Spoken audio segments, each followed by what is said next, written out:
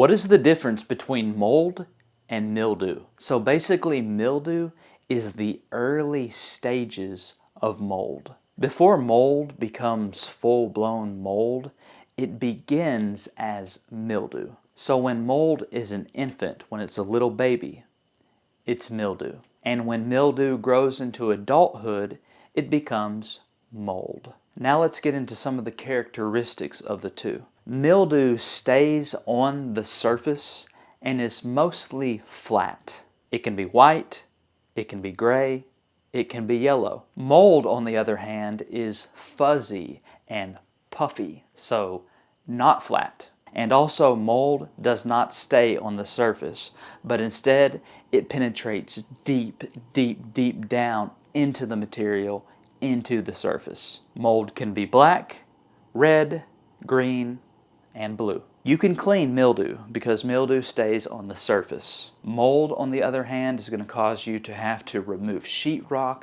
tear apart floors, and on it goes. Mold will take over and destroy your home. And I don't think I really need to go into all the health effects. Let me show you a couple of photos so you can distinguish between the two. Here is mildew. As you can see, it's mostly flat. It's gray in color. It's still in its infancy, and it's on the surface of this wall only. You can clean this off the wall, no problem. Here is mold.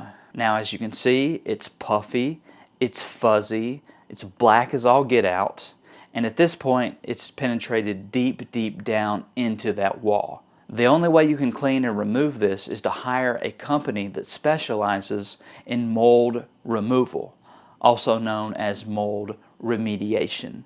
You can clean the surface of that stuff, but it's not going to remove the stuff that's penetrated deep, deep into the sheetrock, into the wall. I hope that helps out. That is the difference between mold and mildew.